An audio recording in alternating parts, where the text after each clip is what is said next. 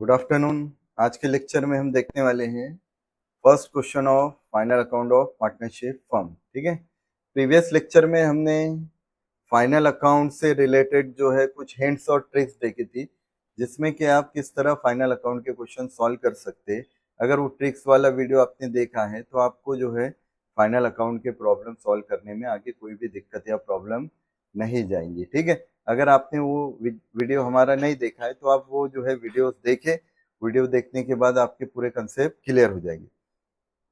लेकिन अगर वो वीडियो नहीं भी देखा है तो भी आप जो है प्रॉब्लम जो है तो सॉल्व कर सकते हैं, लेकिन उसके लिए आपको थोड़ा और फोकस इस पे करना पड़ेगा। ठीक है, चलिए स्टार्ट करते हैं। पहला question, final account of partnership firm. ठीक है, तो यहाँ पे देखिए क्वेश्चन पढ़ते हैं। Dayansh are partner sharing profit and loss in the ratio of 1:1। ये उनका प्रॉफिट लॉस शेयरिंग रेशियो है, दो पार्टनर है। ठीक है, इक्वल रेशियो में प्रॉफिट लॉस डिस्ट्रीब्यूट कर रहे हैं। ट्रायल बैलेंस दी है जिसके बेसिस पे क्या बनाना है हमें, trading account, PNL account and balance sheet. अब यहाँ पे हमने ये फाइनल अकाउंट जो है ट्रेडिंग पीएनएल, इसको हमने टीपी के नाम से जो है शॉर्टकट में याद रखने के लिए बाइफरगेट किया था। T1 T2 P1 P2 और या बैलेंस शीट में लाइबिलिटी और एसेट। ठीक है, इस तरह से हम क्वेश्चन को पहले टिक करेंगे। फाइनल अकाउंट के सारे क्वेश्चन सॉल्व करने के दो तरीके हैं। एक तो कि आप क्वेश्चन टिक करें और टिक करने के बाद फिर आपको फिर जो है एंट्री लेने में आसानी होगी। लेकिन दूसरा तरीका वो है कि जिसमें हमें क्वेश्चन कुछ भी टिक नहीं करना है, डायरेक्ट डायरेक्ट जो है इसकी एंट्री हमें फाइनल अकाउंट में लेनी है। अब फाइनल अकाउंट में जो है क्या क्या बनेगा, इसमें पहला ट्रेडिंग अकाउंट, दूसरा पीएनएल और तीसरा बैलेंस शीट। ये तीन अकाउंट यहाँ पे, तीन अकाउंट और स्टेटमेंट यहाँ बनने वाले, ट्रेडिंग, पीएनएल और बैलेंस शीट। ठीक है, तो चलिए स्टार्ट करते हैं। हम दोनों तरीके से प्रॉब्लम देखने वाले हैं कि फाइनल अकाउंट के क्वेश्चन आप दोनों तरीके से किस तरह सॉल्व कर सकते हैं, पहले टिक करके और उसके बाद बिना टिक किए। हमारा ज्यादा फोकस जो रहेगा वो डायरेक्ट रहेगा, बिना टिक किए। क्यों? क्योंकि बोर्ड के जब पेपर रहेंगे तो आपको पेपर पे टिक करना अलाउड नहीं होगा। अब वहां टिक करना अलाउड नहीं है तो फिर आपको डायरेक्ट सॉल्व करते आना चाहिए। ठीक है, एक प्रैक्टिस के लिए तो हम टिक करके देखेंगे, लेकिन उसके बाद जो है हम जो है वो क्वेश्चन बिना टिक के डायरेक्ट डायरेक्ट जो है हम सॉल्व करने वाले। तो चलिए स्टार्ट करते हैं। वो हिंट और ट्रिक आपको पता है। ट्रायल बैलेंस दी है, ट्रायल बैलेंस के डेबिट के कंटेंट डेबिट में जाएंगे, या तो T1 या P1 या फिर किधर एसेट साइड में, और क्रेडिट के T2 P2 या फिर लाइबिलिटी साइड में। ये बात आपको याद रखनी है। ठीक है, तो चलिए डेबिट के कंटेंट डेबिट में जाना है, क्रेडिट के कंटेंट क्रेडिट में लेना है, तो टिक करते। वो खर्चे जो प्रोडक्शन से रिलेटेड है वो सारे के सारे खर्चे ट्रेडिंग अकाउंट में जाते हैं, और वो खर्चे और इनकम जो प्रोडक्शन से रिलेटेड नहीं है वो इनडायरेक्ट खर्चे होते हैं, वो पीएनएल में आएंगे सारे के सारे। अब इसके बाद जो कंटेंट बच गए वो पूरे के पूरे या तो कैपिटल एक्सपेंडिचर है या फिर कैपिटल इनकम है, वो बैलेंस शीट में जाएंगे। ठीक है, तो चलिए स्टार्ट करते हैं। यहाँ पे देखिए ट्रायल बैलेंस के डेबिट में दिया है स्टॉक। ये कौन सा स्टॉक है, 1 अप्रैल को दिया है स्टॉक, ये ओपनिंग स्टॉक है। ठीक है, क्या होता है ओपनिंग स्टॉक, साल के एंड में जो स्टॉक बच गया, बिका नहीं, वो क्लोजिंग है, और क्लोजिंग नेक्स्ट ईयर का क्या हो जाता है, ओपनिंग। ठीक है, जो बच गया अपने लिए इनकम है, लेकिन नेक्स्ट ईयर उसको हमें क्या ट्रीट करना पड़ता है, एक्सपेंडिचर, इसलिए ये डायरेक्ट खर्चा है, ये आएगा T1 में। बिल रिसीवेबल, जिस बिल का पैसा मिलना होता है उसको बिल रिसीवेबल कहते हैं, ये एसेट में आएगा।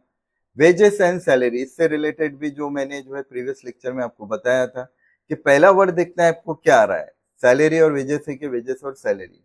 पहले वेजेस आया तो ये डायरेक्ट खर्चा मानेंगे और डायरेक्ट खर्चा आएगा T1 में। सन्ड्री डेटर, वो लोग जो हमसे पैसा कर्जा ले रहे या माल उधारी में हम उनको बेच रहे, वो डेटर कहलाते हैं, वो एसेट में आएंगे। बैड डेट का मतलब पैसे डूबना, पैसे का डूबना, लॉस है, लॉस P1 में। Purchases T1। ठीक है, क्या परचेस करते हैं हम, या तो गुड्स या रॉ मटेरियल, तो ये इसके बिना प्रोडक्ट बनेगा ही नहीं, तो ये जरूरी खर्चा है, हमें परचेस करना जरूरी है। मोटर कार एसेड है, मशीनरी एसेड है, ऑडिट फी ये खर्चा इनडायरेक्ट है, P1 में आएगा। सेल रिटर्न, सेल रिटर्न क्या होगा, T2 में से माइनस। ठीक है, यानी सेल में से माइनस, और सेल का आता है T2 में। डिस्काउंट डेबिट का डेबिट में, क्रेडिट का क्रेडिट में आएगा, ये इनडायरेक्ट है खर्चा P1। बिल्डिंग क्या है, एसेट है, कैश एट बैंक भी एसेट में जाएगा। 10% इन्वेस्टमेंट एसेट है ये, ठीक है। बैलेंस शीट के या फाइनल अकाउंट के जो फॉर्मेट है वो हम ऑलरेडी देख चुके हैं, उसके कंटेंट समझ चुके हैं, ठीक है। आपको वो कंटेंट जो है वो याद करने पड़ेंगे। आपने अगर ट्रेडिंग और बैलेंस शीट का फॉर्मेट भी याद कर लिया, उसके कंटेंट याद कर लिए, तो भी आप आसानी से प्रॉब्लम जो है वो सॉल्व कर सकते हैं, ठीक है। अब ये जो 10% दिख रहा है आपको, ये हिडन एडजस्टमेंट, ठीक है। अब 20,000 का हमने इन्वेस्टमेंट किया, जिसपे 10% से हमें क्या मिलेगा, इंटरेस्ट मिलेगा, ठीक है। जिसको हम क्या नाम से लिखेंगे, इंटरेस्ट ऑन इन्वेस्टमेंट। अब ये अपने लिए इनकम है, इनकम का आएंगी P2 में, ठीक है। और दूसरा इंटरेस्ट काय का, इन्वेस्टमेंट का, तो इन्वेस्टमेंट में ऐड होगा और इन्वेस्टमेंट एसेट में आता है, ठीक है। अब यहाँ पे देखना है हमें पहले क्रेडिट साइड में कोई इंटरेस्ट मिल रहा है क्या, नहीं मिल रहा है, पूरा का पूरा बाकी। तो ये जो आप इन्वेस्टमेंट देख रहे हैं 20,000 का, ये एसेट में आएगा। ये 10% इन्वेस्टमेंट के नाम से 20,000, और इसमें हम ये इंटरेस्ट क्या कर देंगे, ऐड कर देंगे। इंटरेस्ट ऑन इन्वेस्टमेंट कितना आएगा, 2000, 2,000 रुपये। और आउटर में हम निकालेंगे 22,000। और दूसरी एंट्री इसकी क्या जाएंगी, इंटरेस्ट ऑन इन्वेस्टमेंट की P2 में जाएंगे, ठीक है। अब एडवर्टाइजिंग दिया है पेड फॉर 9 मंथ, हम तो 12 महीने के लिए लेते, लेकिन 9वें महीने का दिया है, मतलब 3 महीने का देना बाकी है। जो बाकी उसको हम क्या बोलेंगे, आउटस्टैंडिंग। और आउटस्टैंडिंग क्या होगा, एड आउटस्टैंडिंग फॉर 3 मंथ, ठीक है। वो निकालना पड़ेगा आप। 15 3 45, 45 को 9 से अगर डिवाइड करेंगे आप 4,500 को,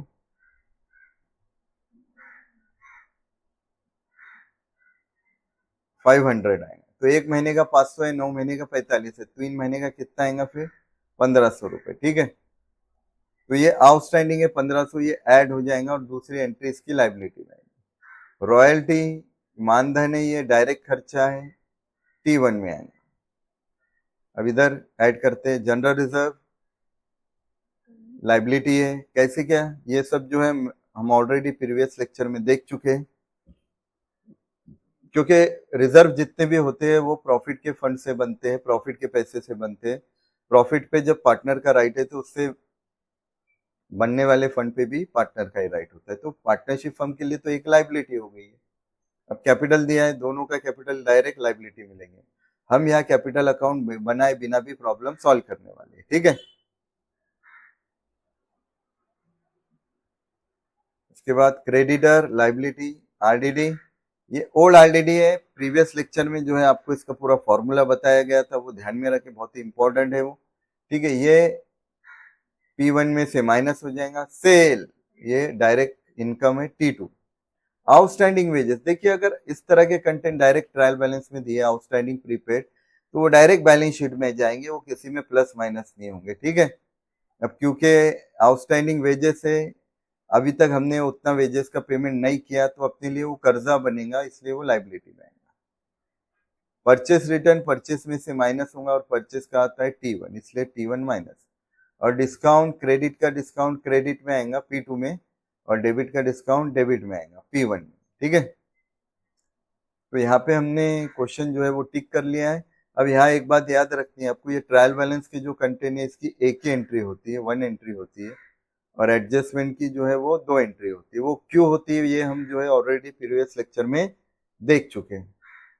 तो चलिए एडजस्टमेंट भी टिक कर लेते, का उसकी ट्रीटमेंट होंगी। सबसे पहले adjustment closing stock, closing stock की पहली एंट्री आती है T2 में और दूसरी एसेट में, ठीक है।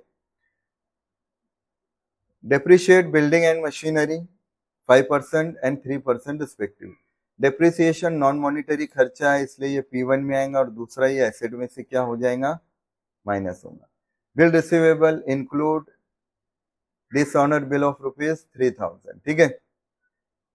बिल डिसऑनर हो गया। बिल डिसऑनर जो है ये डेटर में ऐड होता है। अब क्योंकि ये बिल रिसीवेबल में से बिल डिसऑनर हो गया है, इसका कंसेप्ट समझ लेते हैं। बिल रिसीवेबल को हम एसेट मानते हैं। मान लीजिए 30,000 के बिल थे हमारे पास, तो ये इसको एसेट क्यों मानते हैं, क्योंकि हमें ये बिल का पैसा मिलने वाला होता है, ठीक है। लेकिन मान लेते हैं ये बिल रिसीवेबल में 3,000 जो था बिल वो डिसऑनर हो गया, मतलब उसका पेमेंट नहीं मिला टाइम पे, तो वो 3,000 की तो एसेट अपनी कम होगी ना। तो बिल की अब एक्चुअल वैल्यू कितनी बचेंगी, 27,000। वो एसेट अब 30 की नहीं, जो बिल का पेमेंट नहीं मिलता वो अब एसेट बाकी नहीं रहती। तो डिसऑनर जो रहेगा वो इसमें से क्या करेंगे, हम माइनस कर देंगे।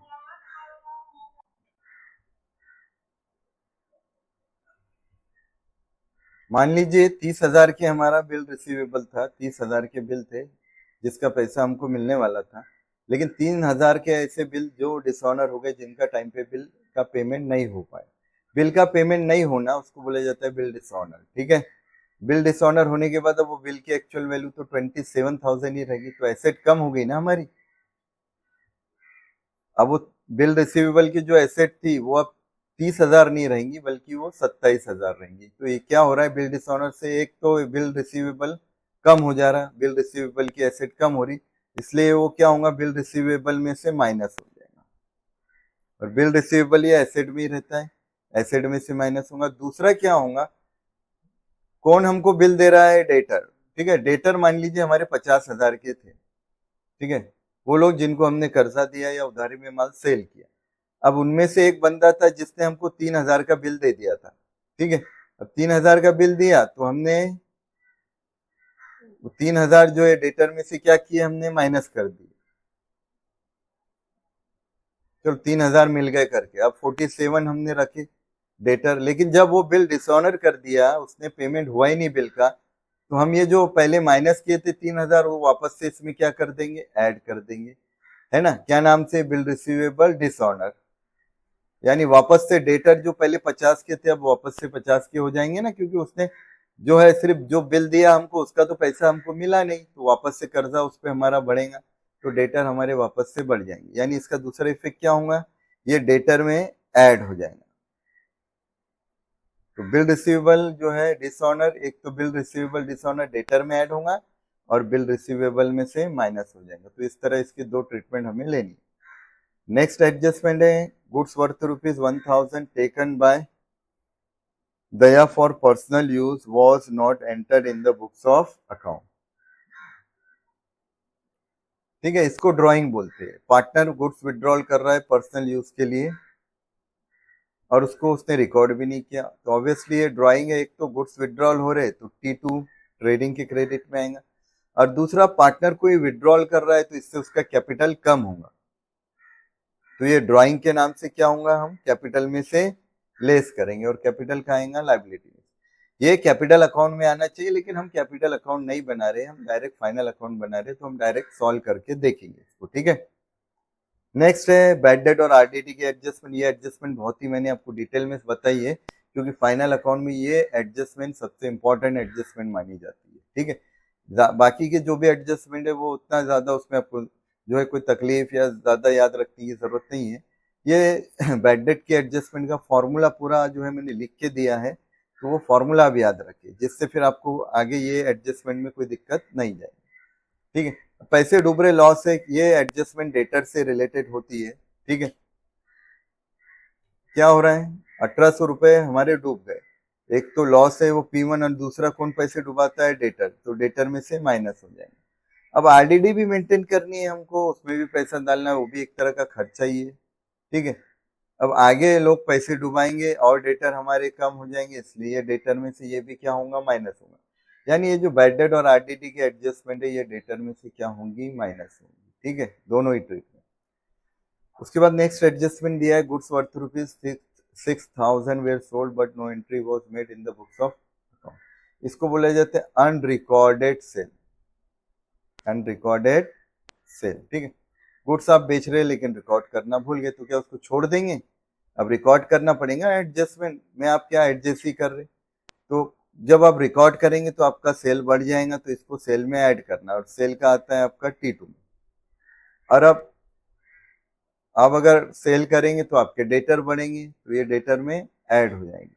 तो डेटर से रिलेटेड आप देखेंगे ये दो एडजस्टमेंट, बिल रिसीवेबल डिसऑनर और अनरिकॉर्डेड सेल, ये दो एडजस्टमेंट प्लस वाली है। और ये जो है बैड डेट और आरडीडी की एडजस्टमेंट, ये डेटर में से माइनस होने वाली एडजस्टमेंट है, ठीक है। तो ये क्वेश्चन हमने जो है यहाँ पे पूरा का पूरा टिक कर लिया है। अब इसके बेसिस पे हमें फाइनल अकाउंट बनाना है।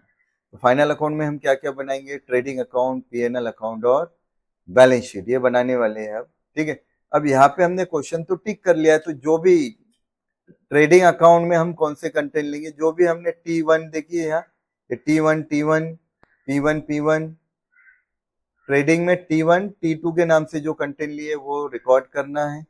उसके बाद प्रॉफिट एंड लॉस में P1 P2 के नाम से जो कंटेंट हमने टिक किए वो लेना है। और बैलेंस शीट में एसेट और लायबिलिटी। इस तरह जो है हम आसानी से step by step problem solve कर पाएंगे। आप चाहे तो 1 बाय 1 जो है ट्रेडिंग, पीएनएल, बैलेंस शीट बना के भी प्रॉब्लम सॉल्व कर सकते हैं, या आप चाहे तो एक साथ तीनों स्टेटमेंट, तीनों फॉर्मेट एक साथ बना सकते और बना के फिर आखिरी में सबके आंसर निकाल सकते। और मैं ये आपको सजेस्ट करूंगा कि वो मेथड अच्छी मेथड है कि आप एक साथ आप बनाइए, आपको टिक करने की जरूरत ही नहीं है। डायरेक्ट आप कंटेंट जो है उसको जो है फाइनल अकाउंट, ट्रेडिंग, पीएनएल और बैलेंस शीट में लेंगे तो आगे के क्वेश्चन हम सब वैसे ही सॉल्व करने वाले हैं। ये पहला क्वेश्चन था, इसलिए जो है ये पहला क्वेश्चन हम टिक किए, टिक कर लिए। उसके बाद अब डायरेक्ट हम जो है वो एंट्रीज लेंगे। अब ये सब टिक करने के बाद अब आपको याद ये और इसमें रखना है कि एडजस्टमेंट वाले जो कंटेंट है उसको आप स्टार करोगे, ताकि आप एडजस्टमेंट का ट्रीटमेंट लेना ना भूले। एडजस्टमेंट का ट्रीटमेंट अपने को लेना है। बिल्डिंग है, मशीनरी है, देखिए बिल्डिंग, मशीनरी, बैड डेट, और ये जो है डेटर से रिलेटेड होती है एडजस्टमेंट, ये हमारे डेटर, ठीक है। डेटर, इसको भी स्टार कर लेते हैं। और ये है सेल, सेल से रिलेटेड एडजस्टमेंट, इसको भी स्टार कर लेते हैं, ठीक है।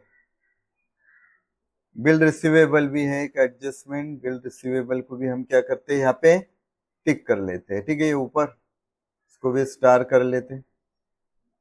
तो हमने अब एडजस्टमेंट को भी स्टार कर लिया है, ताकि जब एडजस्टमेंट जो है वो कंटेंट आए तो हम उसमें एडजस्टमेंट एडजस्ट कर सके, प्लस और माइनस कर सके। तो चलिए पहले ट्रेडिंग अकाउंट बनाते हैं, उसके बाद फिर पीएनएल, फिर बैलेंस शीट बनाएंगे स्टेप बाय स्टेप।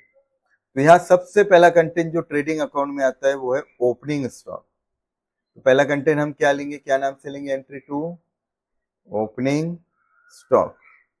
सबसे पहला कंटेंट ये लेना है आपको। देखिए ये दिया 65,000, डायरेक्ट आउटर में आएगा 65,000।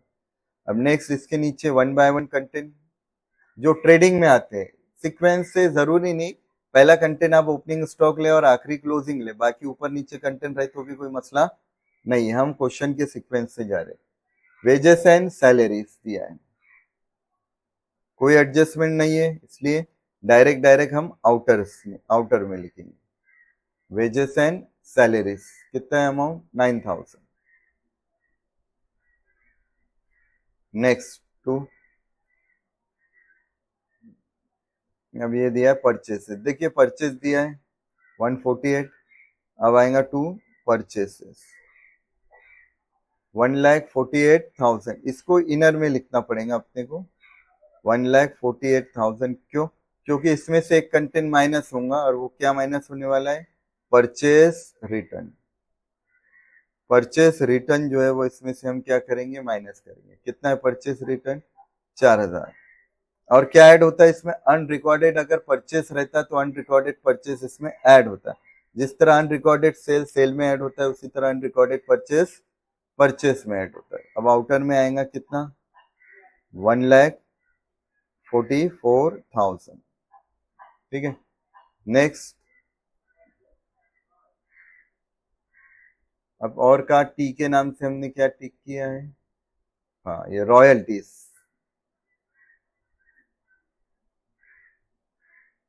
कोई एडजस्टमेंट नहीं है, डायरेक्ट आउटर में लेंगे 3,000। तो आप देखेंगे कि T1 वाले जो कंटेंट थे यार, T1 वाले वो ज्यादातर कंटेंट, सभी पूरे कंटेंट हम लिख चुके हैं, ठीक है। अब यहाँ पे क्रेडिट साइड में हमें T2 वाले लेना है। तो बाय, सबसे पहला कंटेंट जो क्रेडिट साइड में आएगा वो आपको कंपलसरी यही लेना है, सेल। इनर में लेंगे 2,85,500। अब सेल है, सेल में से जो है कुछ कंटेंट माइनस होंगे, ठीक है। सेल में से क्या माइनस हो जाएगा, इसमें से हम लेस करेंगे सेल्स रिटर्न, ठीक है। इसमें कुछ कंटेंट प्लस होंगे और कुछ कंटेंट माइनस होंगे, ये आपको याद रखना है। इसमें से सबसे पहले हम माइनस कर देंगे सेल्स रिटर्न, ये रहेगा ट्रायल बैलेंस के डेबिट में, लेकिन जब क्रेडिट में जाएगा तो साइन चेंज हो जाएंगे इसके 2000। अब ये माइनस है इसलिए इसको माइनस करके ले लेते इनर में अपन, तो ये इनर में आएगा 2,83,500। अब एक और एडजस्टमेंट है इससे रिलेटेड, वो हमें लेना अनरिकॉर्डेड सेल। अनरिकॉर्डेड सेल इसमें क्या होगा, ऐड हो जाएगा, तो ऐड करेंगे हम अनरिकॉर्डेड सेल। कितना था अनरिकॉर्डेड सेल, 6,000, ठीक है। ये अनरिकॉर्डेड सेल ऐड करके अब आउटर में निकालेंगे अमाउंट डायरेक्ट हम, 2,89,500 आएगा। 83 + 6 2,89,500, तो ये सेल आउटर में आ गया अपना, ठीक है। अब ट्रायल बैलेंस के क्रेडिट में और कोई ऐसा कंटेंट नहीं रहता है जो T2 में आएगा सिवाय सेल के, ठीक है। अब देख लीजिए, नहीं, अब ये तो हो गए ट्रायल बैलेंस के कंटेंट। अब देखते हैं एडजस्टमेंट में कौन सा कंटेंट है जो इसमें आता है। सबसे पहली एडजस्टमेंट ये और सबसे लास्ट कंटेंट इसमें आएगा क्लोजिंग स्टॉक। 2-3 लाइन छोड़ के उसको लेने का, ताकि कोई और दूसरी एडजस्टमेंट है तो उसका ट्रीटमेंट हम ले सके।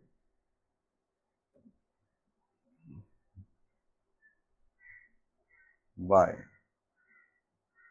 क्लोजिंग स्टॉक, ठीक है। क्लोजिंग स्टॉक कितना है, 40,000, 40,000। कभी कभी दो वैल्यू दी रहती है तो हमें जो कम है वो लेनी है, whichever is less. Depreciation, bill receivable, हाँ, goods withdrawal by Daya for personal use, तो ये T2 में आएगा। बाय क्या नाम से, goods withdrawal, goods withdrawn by Daya, यानी कि पार्टनर, फॉर पर्सनल यूज। ये ड्रॉइंग ईच है, ठीक है। कितने के गुड्स विड्रॉल कर रहा है वो, 1000, तो 1000 आएगा।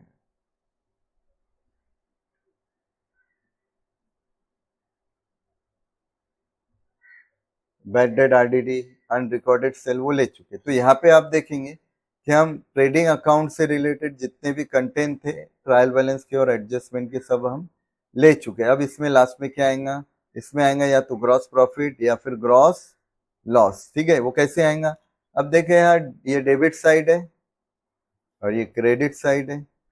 डेबिट में सारे डायरेक्ट खर्चे आए, क्रेडिट में सारे डायरेक्ट इनकम आई है। अगर खर्चे ज्यादा आएंगे ऑब्वियसली तो क्या आने वाला है, लॉस। लेकिन अगर इनकम ज्यादा है तो क्या आएंगी, प्रॉफिट आएंगे।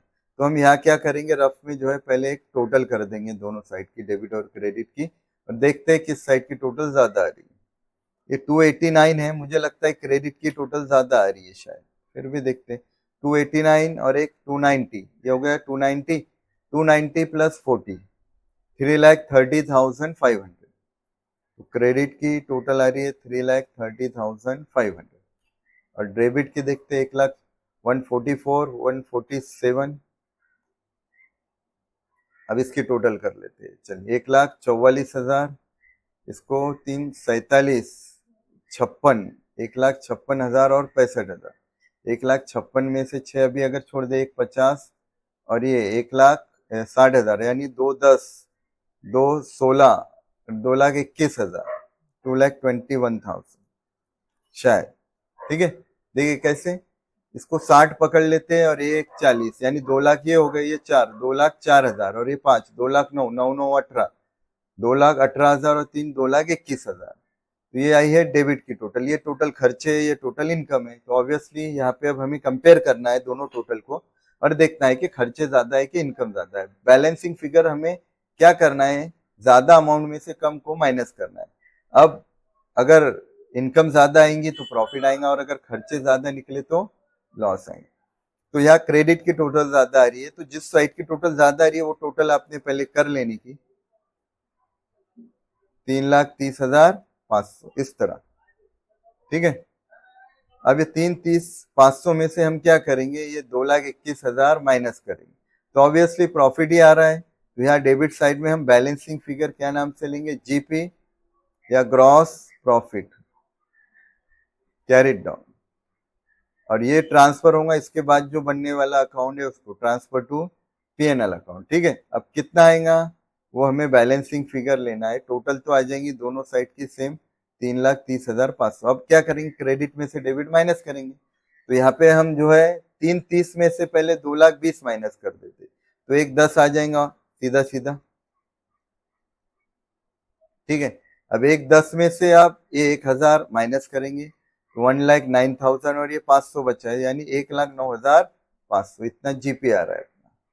तो ये 1,09,500 ये आया है जीपी अपना ग्रॉस प्रॉफिट। ठीक है, ये कैसे निकाले हमने, पहले आपने क्या किए, स्टेप बाय स्टेप हमने क्या किए, पहले जो है ट्रायल बैलेंस के वो कंटेंट जो ट्रेडिंग के डेबिट में आते वो ले लिए, क्रेडिट वाले ले लिए, डायरेक्ट खर्चे डायरेक्ट इनकम, फिर बाद में हमने ऐसे रफ में टोटल किए और वहां देखे किस साइड की टोटल ज्यादा है, क्रेडिट में इनकम है, इनकम ज्यादा है तो बैलेंसिंग फिगर इस तरह आपको प्रॉफिट निकालना है, क्रेडिट माइनस डेबिट। ठीक है, और क्या लिखेंगे नीचे ब्रैकेट में, transfer to PNL account.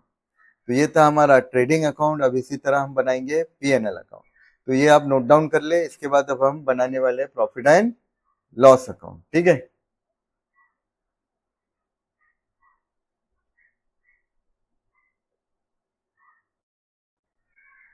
Trading के बाद नेक्स्ट हमें बनाना है profit and loss account.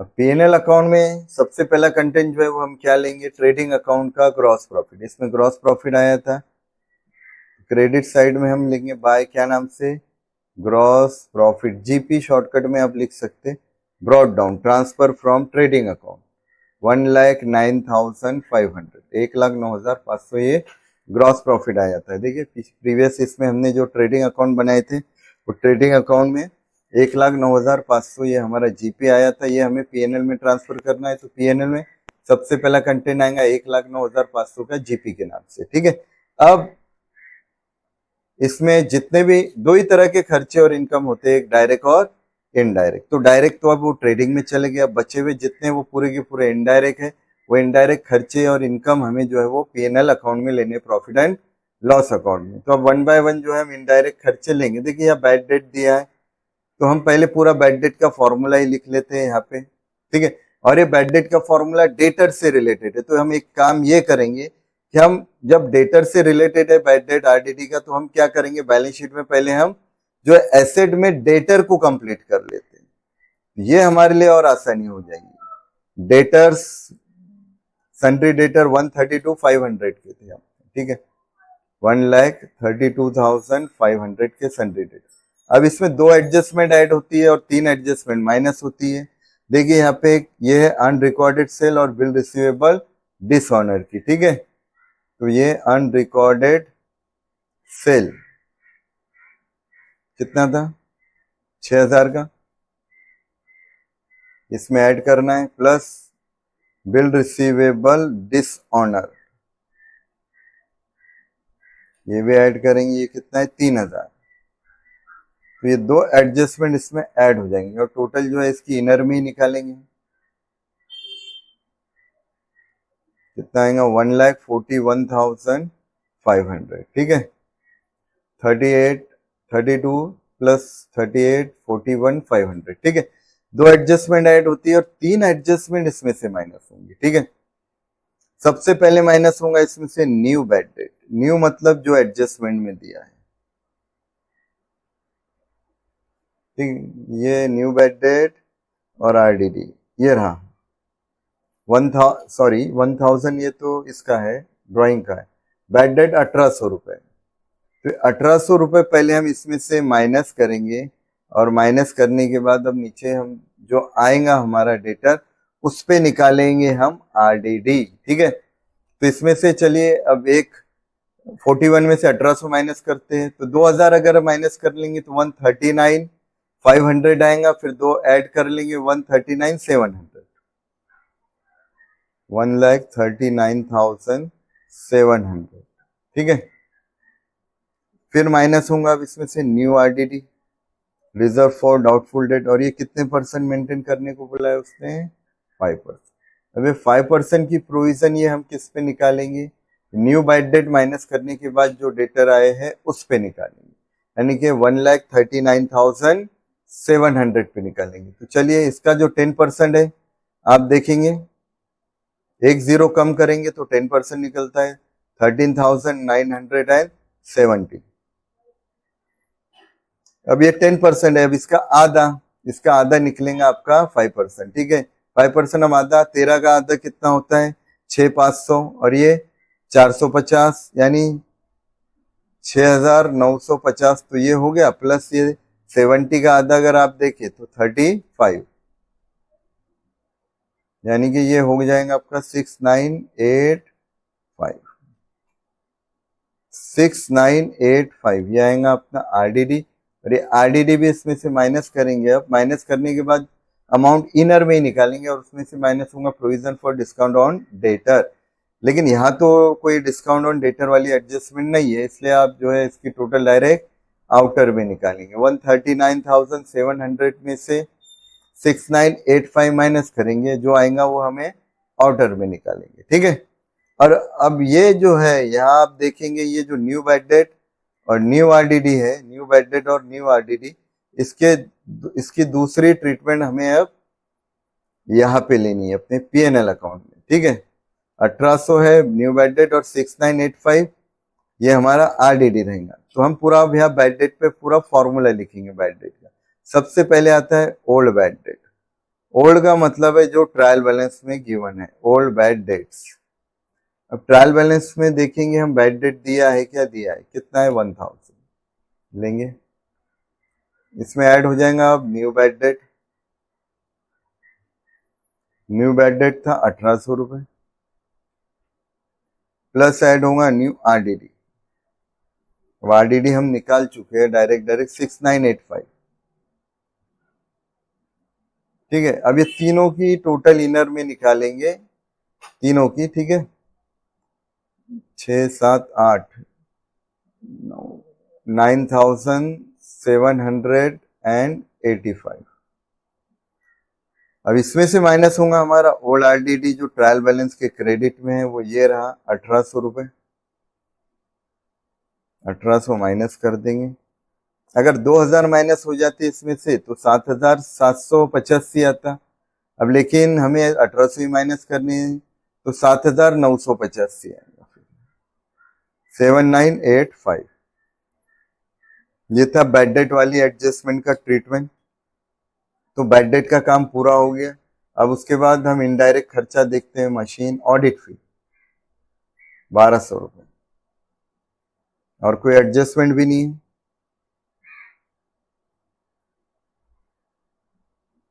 Direct outer में आएगा ऑडिट फी 1200 रुपए, ठीक है। टू ऑडिट फी के बाद है डिस्काउंट, सेल रिटर्न तो इसमें नहीं आता, इसमें डिस्काउंटेड, डिस्काउंट डेबिट का डेबिट में आएगा, क्रेडिट का क्रेडिट में आएगा, 2300, ठीक है, 2300। उसके बाद next two building cash advertisement, ये आएगा इनर में। एडवर्टाइजमेंट 9 मंथ का दिया है, 9 मंथ का दिया है 4,500। इसकी ट्रीटमेंट भी हमने ले लिए थे। एक महीने का इसको 9 से डिवाइड करेंगे तो एक महीने का निकलेगा, वो आएगा 500। 9 महीने का हमने दिया है, 3 महीने का देना बाकी है, जो बाकी उसको हम आउटस्टैंडिंग बोलते हैं। और आउटस्टैंडिंग क्या होगा, इसमें ऐड होगा, कितने महीने का, 3 महीने का। एक महीने का 500, 3 महीने का 1500, आउटर में आएंगे टोटल 6,000। और इसकी दूसरी एंट्री हमें लाइबिलिटी में भी लेनी है, ठीक है। क्या नाम से, आउटस्टैंडिंग एडवर्टाइजमेंट। तो हम क्या करेंगे डायरेक्ट, अब ये जो लाइबिलिटी साइड है, ठीक है, इसमें पहला कंटेंट तो कैपिटल आता है, थोड़ा नीचे छोड़ के हम लेंगे आउटस्टैंडिंग एडवर्टाइजमेंट फॉर 3 मंथ, तो ये जाएगा आउटर में डायरेक्ट 1500, ठीक है। एडजस्टमेंट जैसे आती है, दो ट्रीटमेंट जो जब पॉसिबल हो हम ले ले, ठीक है।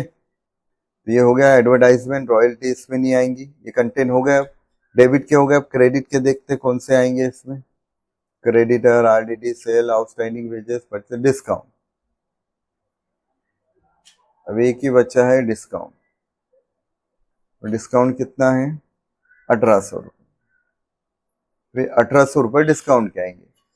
अब इसमें बची है ये हिडन एडजस्टमेंट। देखिए 10% का इन्वेस्टमेंट था, ऑलरेडी हम टिक कर चुके हैं प्रीवियस इसमें। यहाँ पे वो इन्वेस्टमेंट वगैरह जो है देखेंगे आपने कि हम ये ऑलरेडी 20,000 का ये यहाँ पे टिक कर चुके हैं। इंटरेस्ट ऑन इन्वेस्टमेंट, एक तो इन्वेस्टमेंट में ऐड होगा ये, और दूसरी एंट्री इसकी P2 में जाएंगी। P2 में प्रॉफिट और लॉस के क्रेडिट में, क्या नाम से? एक्रूड इंटरेस्ट ऑन इन्वेस्टमेंट के नाम से। कितना? 2,000 रुपये, क्योंकि कुछ भी पैसा मिला नहीं है। एक्रूड या इंटरेस्ट रिसीवेबल ऑन इन्वेस्टमेंट, ठीक है। या हम उसको हम किस तरह ले सकते हैं? Bye interest receivable on investment 2,000।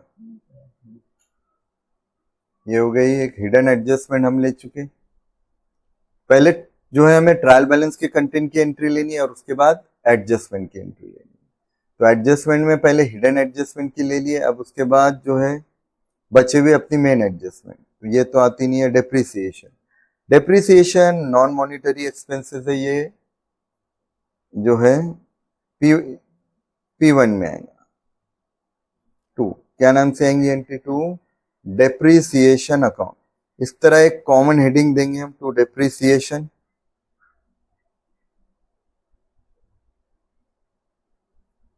अब यह ऑन किस किस पे निकालना है वो निकालेंगे हम। किस पे बोला है इसने?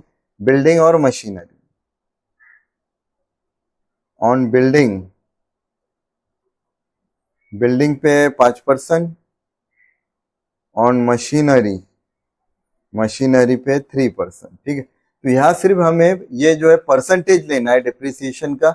बहुत से स्टूडेंट क्या करते हैं, पूरा एसेट की वैल्यू लेते हैं, उसमें से डिप्रिसिएशन माइनस करते हैं और आउटर में निकालते हैं। वो आपको एसेट में करना है, ठीक है। अब एसेट में भी अगर आप ये काम पहले कर ले तो और काम अपना आसान हो जाता है, ठीक है। अब जैसे आपने डेटर लिया, अब यहाँ हम क्या करेंगे, डेटर के नीचे ये एसेट ले लेंगे। चलिए बिल्डिंग,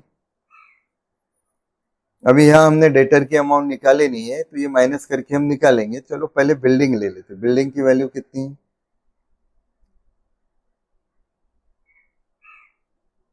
ये रहा बिल्डिंग, 75,000।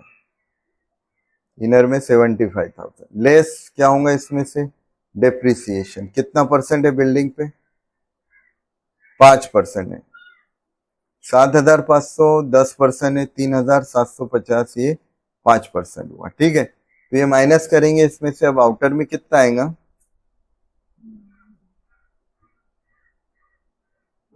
आउटर में आ जाएगा इसका 71,250, ठीक है। बिल्डिंग के बाद नीचे लेना है आपको नेक्स्ट, उसी के नीचे मशीनरी।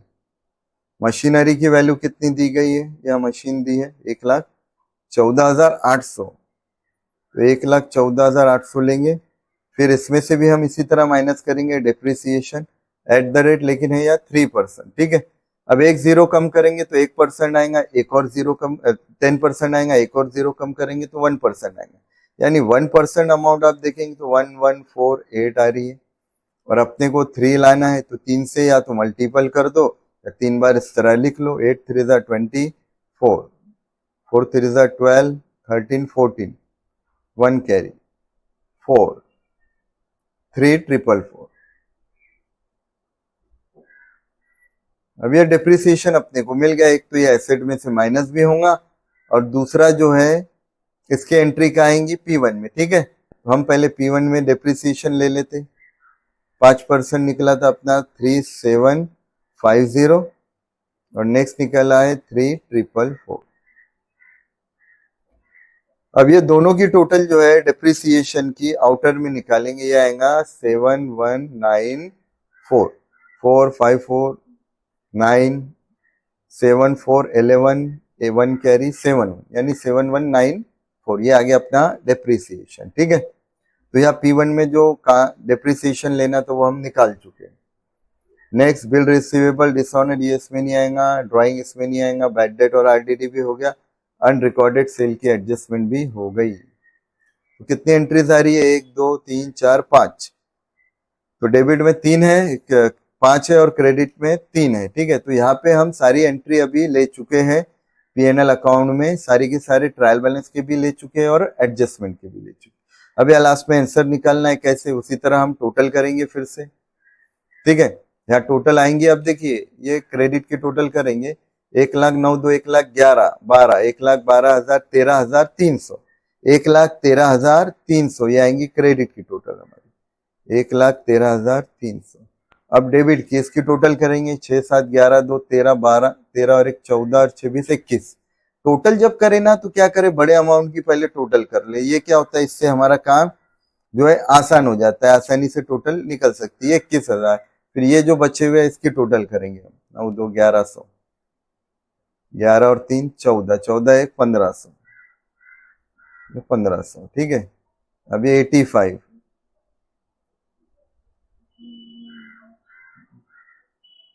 अब ये 90, 170, 175,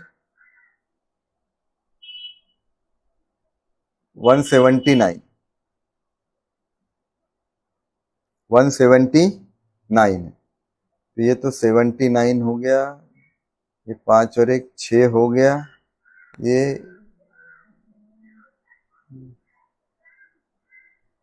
बोले क्या 7 6 6 12 13 14 15 16, सॉरी 4 20 23 23 या 21 नहीं 23,000, 23 और 1 24, यानी डेबिट की टोटल आ रही है 24,679। जो डेबिट में टोटल खर्चे और क्रेडिट में इनकम है, इनकम ही ज्यादा है। अब इनकम ज्यादा है तो ऑब्वियसली प्रॉफिट आएगा, और पीएनएल में जो प्रॉफिट आता है उसको हम बोलते हैं नेट प्रॉफिट या नेट लॉस। ये आ रहा है अपना नेट प्रॉफिट कैरिड डाउन, और ये ट्रांसफर होगा, ट्रांसफर टू कैपिटल अकाउंट। अब यहाँ पे हमें ये नेट प्रॉफिट को पार्टनर में डिस्ट्रीब्यूट भी करना है। तो यहाँ दोनों, दया क्या नाम है, दया और श्यामा, तो इनमें हम ये प्रॉफिट बांटेंगे भी, तो दया और श्यामा के नाम से आएगा यहाँ। ठीक है, तो पहले निकाल लेते हैं कितना आएगा, 1,13,300 और ये आया 24,679। अब ये क्रेडिट में से डेबिट हमें माइनस करना है। ठीक है, अब इतना बड़ा आंकड़ा ऐसे माइनस करने में टाइम जाता है, तो आसान तरीका क्या है, बड़े अमाउंट में से आप करें। ठीक है, 24,000 1 लाख में से आप माइनस कर दे, 76 हो जाता है। ठीक है ना, अब 76 में अब 13,000 हम फिर ऐड कर देंगे,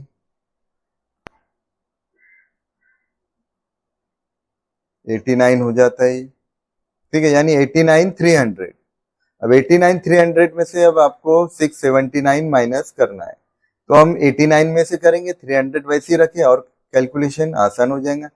88,321, फिर 300 इसमें एज इट इज ऐड कर देंगे हम, तो ये आएगा हमारा 88,621। कैलकुलेशन करने का तरीका है, आप जो मेथड आपको इजी लगती होंगी या जो मेथड से आप करते हैं वो मेथड से भी कैलकुलेशन कर सकते हैं, पूरे एक साथ अमाउंट लिख के फिर उसकी टोटल। तो एक ये भी तरीका है जिसमें टाइम बचता है आपका, या आपका जो रेगुलर तरीका होगा उससे आप निकालें। तो हमारा नेट प्रॉफिट आ रहा है 88,621। अब इसको पार्टनर में क्या रेशियो में बांटना है, इक्वल इक्वल बांटेंगे, तो 88 का आधा तो 44 हो जा रहा है, 44, 600 का आधा 300 और 20 का आधा 10.5। तो पॉइंट में लेने के बजाय इसको एग्रीगेट ले लेंगे, एक को 8 जो है 50 पैसे ज्यादा दे देंगे, यानी 44,311 ले लो, एक को 40,310 हम इस तरह डिस्ट्रीब्यूट करेंगे, और दोनों साइड की टोटल आएंगे 1,13,300। तो इस तरह हमने ये पीएनएल अकाउंट यहाँ पे बनाया। ठीक है, पीएनएल अकाउंट हमारा यहाँ पे इस तरह बना है। तो जिस तरह ट्रेडिंग बनाए थे हमने उसी तरह पीएनएल अकाउंट भी बनाए हैं। इसमें इनडायरेक्ट खर्चे, इनडायरेक्ट इनकम ली है। अब बचे हुए जो कंटेंट है वो हमको लेना है बैलेंस शीट। अब इसके बाद नेक्स्ट हम बनाएंगे बैलेंस शीट। अब वो कंटेंट जो बच गए, ना ट्रेडिंग में आए ना पीएनएल में आए, वो पूरे के पूरे कंटेंट अब जो है वो बैलेंस शीट में आएंगे। तो चलिए अब बैलेंस शीट बनाते हैं। किस तरह बनती है बैलेंस शीट और उसमें कौन कौन से कंटेंट आएंगे वो देखना है हमें, ठीक है। तो यहाँ पे कुछ कंटेंट तो हम ऑलरेडी ले चुके हैं, जिससे हमारा काम और आसान हो गया है, ठीक है। हमारा काम जो है वो और आसान हो गया है कि कुछ कंटेंट की एंट्री ले चुके हैं हम और कुछ की बाकी है। अब जिसकी बाकी है वो अपन ले लेते हैं, ठीक है। ये आउटस्टैंडिंग एडवर्टाइजमेंट है ना फॉर 3 मंथ, इसको थोड़ा नीचे ले लेते हैं क्या, ताकि ऊपर कैपिटल का कैलकुलेशन बराबर हो सके।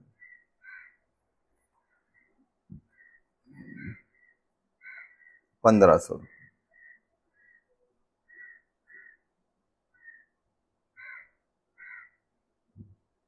तो यहाँ सबसे पहला कंटेंट जो है लाइबिलिटी साइड में हमें क्या लेना है, कैपिटल। अब 2 पार्टनर है तो दोनों का लेंगे। पहले हम लेंगे दया का। दया का कैपिटल कितना था, 1,60,000 इनर में लेंगे। अब इसमें ऐड करेंगे कुछ कंटेंट, लेस करेंगे कुछ कंटेंट। सबसे पहले उसका हिस्सा दया का 44,000, इसको हमने 321 दिया था, ₹1 ज्यादा दिया था एनपी का, ठीक है। अब ये कोई विड्रॉल भी कर रहा है ना, दया 1,000 का विड्रॉल कर रहा है गुड्स, तो वो ड्राइंग है, वो हम क्या करेंगे, इसके हिस्से में से माइनस कर देंगे ड्राइंग के नाम से। तो ये 1,000 इसमें से क्या करेंगे, माइनस करेंगे। अब और कोई कंटेंट है क्या इसमें प्लस माइनस करने के, नहीं। अब 1,000 जो है ये 44 में से 1,000 माइनस कर देंगे तो 43, 1,60,000 प्लस 40, 2,00,000, 2,00,000, 3,000, 2,00,000 जो है यहाँ पे 3,000 आएगा, 321 है क्या, एक मिनट, हाँ 11 है, सॉरी यहाँ 21 नहीं है, 11 रुपीज है, 11 है ये 1 है। तो ये आउटर में कितना आ जाएगा इसका, इसकी टोटल आएंगी 2,03,311, 2,03,311, ठीक है।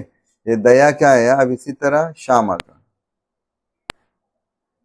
श्यामा का कैपिटल कितना था, श्यामा का था 1,20,000, तो 1,20 लेंगे। इसमें अब इसका हिस्सा प्लस करेंगे नेट प्रॉफिट का, ठीक है। इसको दिए थे हमने 44,310।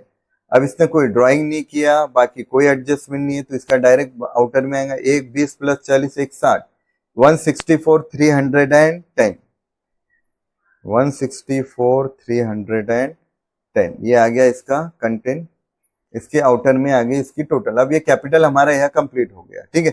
अब जो है बचे हुए कंटेंट ट्रायल बैलेंस के क्रेडिट के लाइबिलिटी में आएंगे, एज इट इज अब लेते। देखिए सबसे पहला दिख रहा है जनरल रिजर्व। जनरल रिजर्व 14,500, ये लाइबिलिटी में आएगा। कैपिटल हो गया क्रेडिटर 98,000, लाइबिलिटी में आएगा।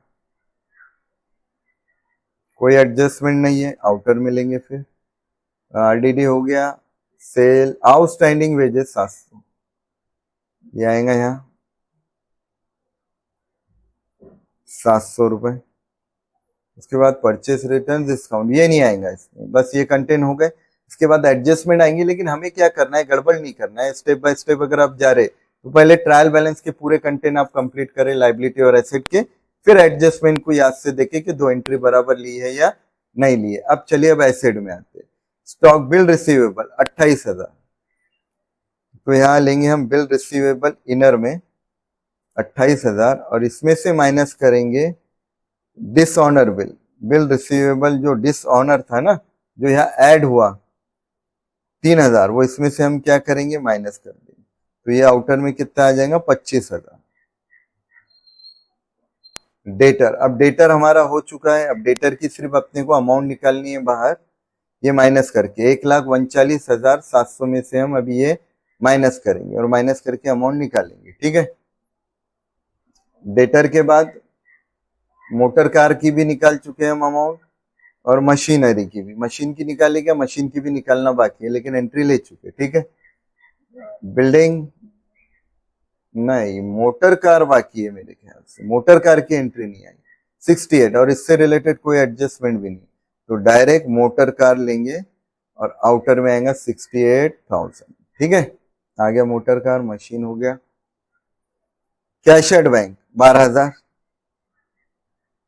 कैश एट बैंक 12,000, ठीक है। 10% इन्वेस्टमेंट एसेट में आएगा, 10% इन्वेस्टमेंट इनर में आएगा, ठीक है, क्योंकि इससे रिलेटेड एक हिडन एडजस्टमेंट है।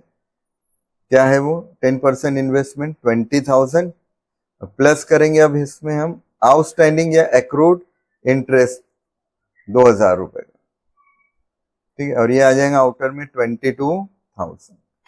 तो ये इन्वेस्टमेंट हो गया। एडवर्टाइजमेंट रॉयल्टी तो इसमें नहीं आएगा, ठीक है, इसको इरेज कर देते थोड़ा।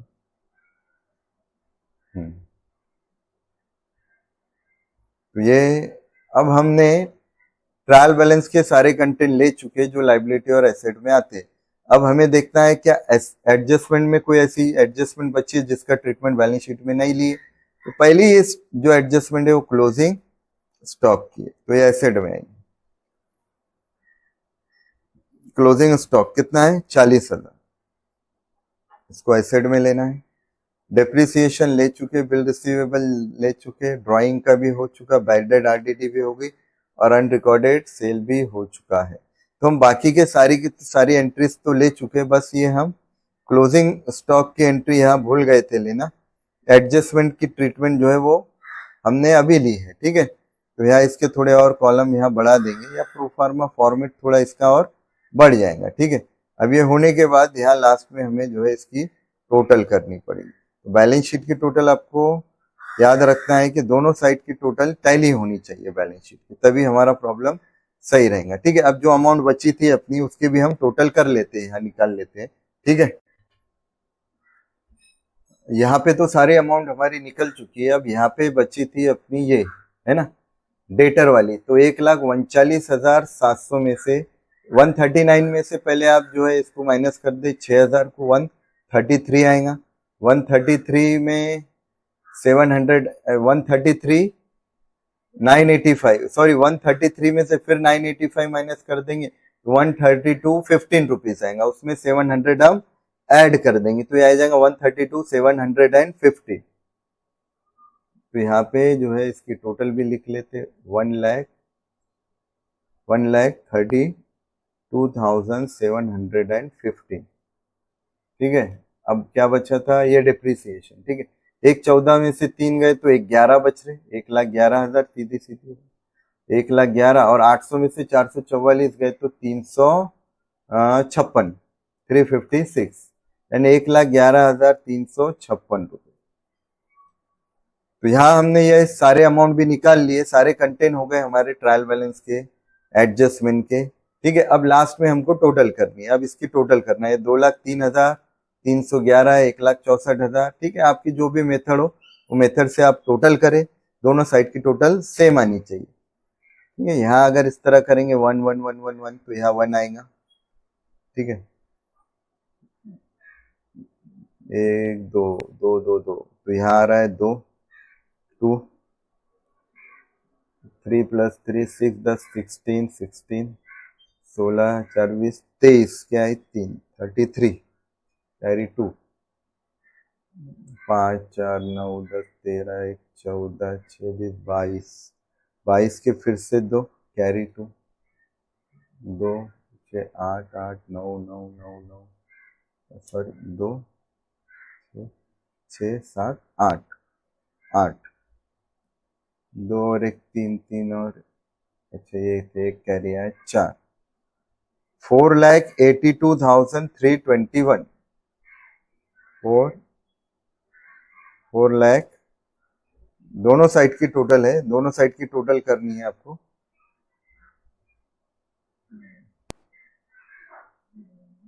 दोनों साइड की हम अगर टोटल करेंगे